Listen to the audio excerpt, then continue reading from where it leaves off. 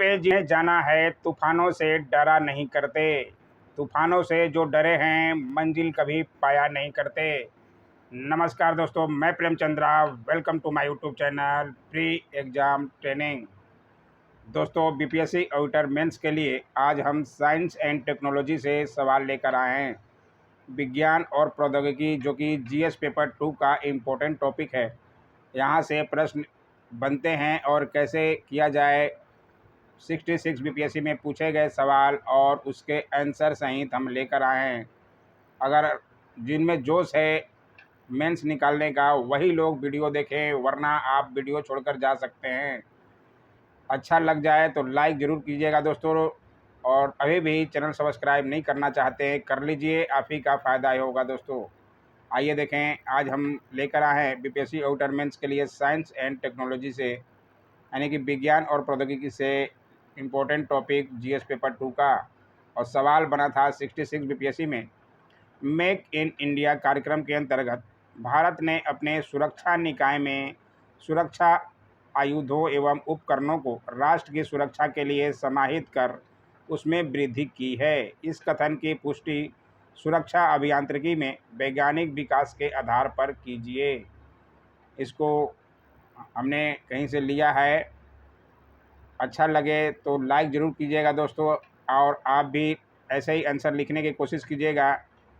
हाथ से तो मैं नहीं लिखा हूँ, लेकिन मैं लेकर आया हूँ आपके सामने, ताकि आपका चैनल बनाया हूँ तो कुछ लोगों का समझ बढ़ सके। आत्मनिर्भरता सुनिश्चित करने के लिए सरकार मेक इन इंडिया पर विशेष ध्यान दे रही है। भारत न सिर्फ आयात के विकल्प के उद्देश्य से निर्माण कर रहा है, बल्कि भारत में निर्मित रक्षा उत्पादों का निर्यात अन्य देशों को करने के लिए भी रक्षा उत्पादन को प्रोत्साहन दे रहा है। दुनिया का 5वां सबसे बड़ा रक्षा बजट होने के बावजूद भी भारत दुनिया का 5वां रक्षा बजट में है, ये भी सबको पता होना चाहिए। पीटी में पूछा ही जाता है। बावजूद भारत अपनी 60% से अधिक हथियार प्रणालियों को विदेशी बाज़ारों से खरीदता है। इसके लिए क्या करना चाहिए, आपकी क्या सोच है, ये लिखना है यहाँ पर। सरकार के आत्मनिर्भर भारत अभियान को ध्यान में रखकर भारत व्यापक संवर्धन संगठन यानी कि आईटीपीओ ने भारत अंतर्राष्ट्रीय सुरक्षा एक्सपो के 21वें संस्करण में स्टार्टअप को 50% किराए की छूट प्रदान करते हुए अपना समर्थन किया है। 66 बीपीएससी में पूछा गया था और उसको जवाब ये है, और आप समझने की कोशिश कीजिए। आपको जो उचित लग रहा है उसके अनुसार लिखिए, लेकिन यहाँ पे समझते हुए चलिएगा, आप ही का फ़ायदा होगा दोस्तों। तथापि इन स्टार्टअप को भारत सरकार के वाणिज्य और उद्योग मंत्रालय के डीपीआईआईटी द्वारा अधिसूचित होना चाहिए। दक्षिण एशिया क्षेत्र में यह एकमात्र ऐसा सुरक्षा एक्सपो है जिसे सभी पुलिस बल, NDMA, CRPF, BSF, ITBP, SSB, Delhi police, SPG, DFS इत्यादि की सहायता से आयोजित किया जाता है। इसलिए पूरा डिटेल में लिखना पड़ेगा। यह कार्यक्रम मेक इन इंडिया अभियान के तहत सुरक्षा उपकरणों और गैजेट्स के निर्माण को बढ़ावा देने की उद्योग की नई पहलों को भी प्रदर्शित करता है। स्क्रीनशॉट लेते हुए चलिएगा।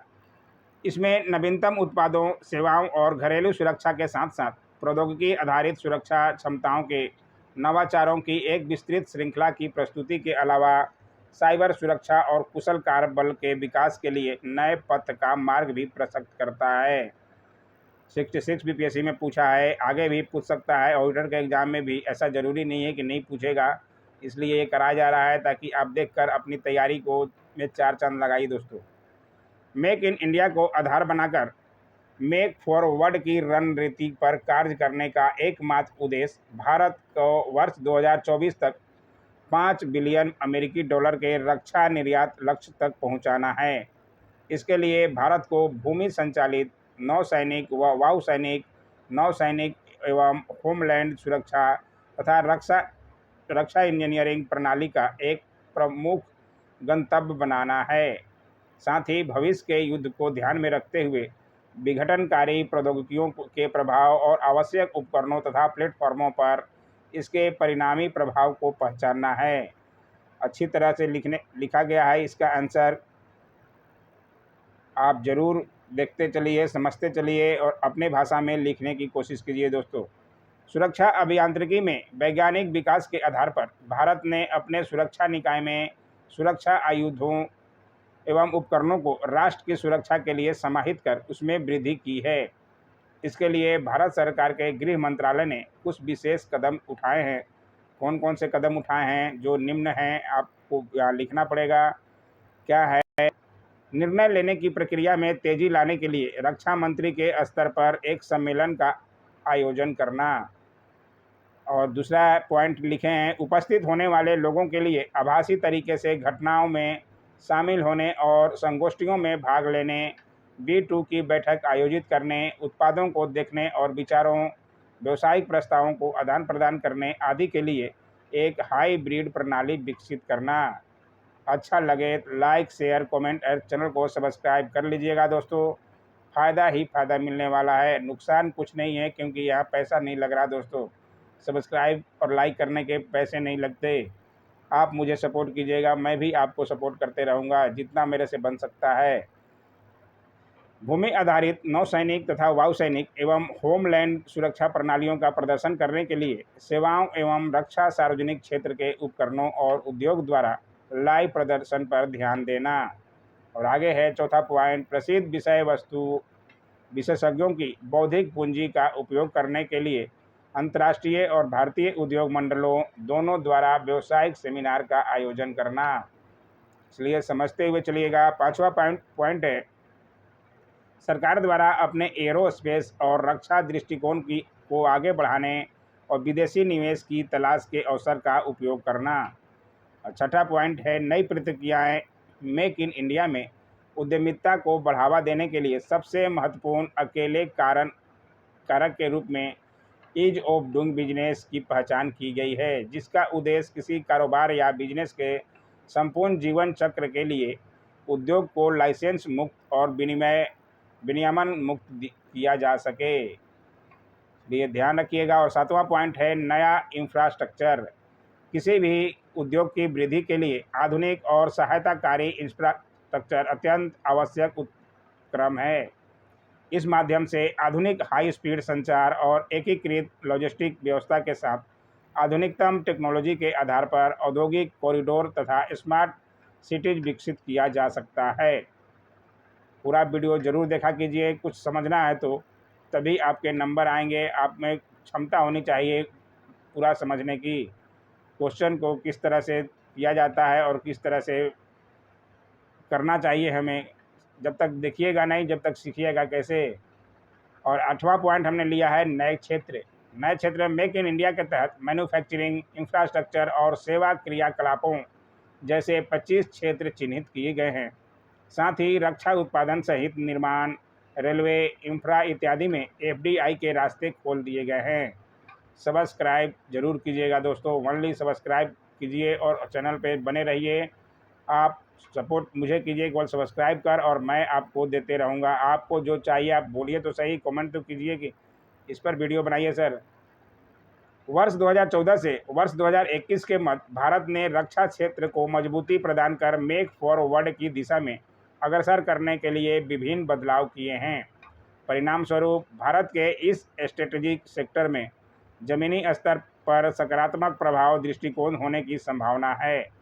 इस संबंध में रक्षा मंत्रालय द्वारा निम्नलिखित रक्षा उपाय किए गए हैं ताकि इस क्षेत्र में आमूल चूक परिवर्तन वृद्धि दर्ज की जा सके। कौन कौन से रक्षा सुधार उपाय किए गए हैं रक्षा मंत्रालय द्वारा, आइए दिखा देते हैं। चीफ ऑफ डिफेंस स्टाफ यानी कि CDS और सैन्य मामलों के विभाग का गठन किया गया है। भारतीय रक्षा उत्पादक के निर्यात में वृद्धि की गई है। रक्षा अधिग्रहण में आधुनिकीकरण व पारदर्शिता लाई गई है। हर क्षेत्र में निजीकरण को बढ़ावा देना ये दिया गया है। मेक इन इंडिया से मेक फॉरवर्ड की ओर अग्रसर होना और FDI सीमा में संशोधन में बढ़ोतरी, ये सारे जो है किया गया है रक्षा मंत्रालय द्वारा। परियोजना प्रबंध इकाई PMU का गठन और स्थापना। रक्षा आयात विधेयक में कमी करना। 9वां पॉइंट है, घरेलू पूंजी खरीद के लिए अलग बजट का प्रावधान। आयुध निर्माण बोर्ड का निगमीकरण। देश के भीतर अत्याधुनिक हथियार निर्माण को बढ़ावा देना, रक्षा उत्पाद में आत्मनिर्भरता अभियान की घोषणा, सशस्त्र बलों में महिलाओं की भागीदारी को प्रोत्साहन, बीआरओ की प्रक्रियाओं और कार्य प्रवाह में सुधार लाना, डीआरडीओ का निजी क्षेत्र के साथ मिलकर कार्य करना, रक्षा अभिग्रहण में आत्मनिर्भरता, आपात स्थिति में नागरिक प्रशासन को सहायता प्रदान करना, सीमाओं से इतर राष्ट्रों को मदद प्रदान करना, ये सारी जो है रक्षा मंत्रालय द्वारा किया गया है। रक्षा खरीद प्रक्रिया 2016 एवं रक्षा अधिप्राप्ति नियमावली 2009 की समीक्षा हेतु एक समिति का गठन करना, वर्ष 2025 तक जीडीपी में मैन्युफैक्चरिंग सेक्टर का हिस्सा बढ़ाकर 25% करने का लक्ष्य रखना, ये सारी जो है रक्षा मंत्रालय द्वारा किया गया है रक्षा सुधार उपाय। तो इन सब को बातों को डिटेल में रखा गया है। कैसा लगा वीडियो जरूर कमेंट किया कीजिए। Don't forget comment and subscribe my YouTube channel. Thanks for watching my YouTube channel.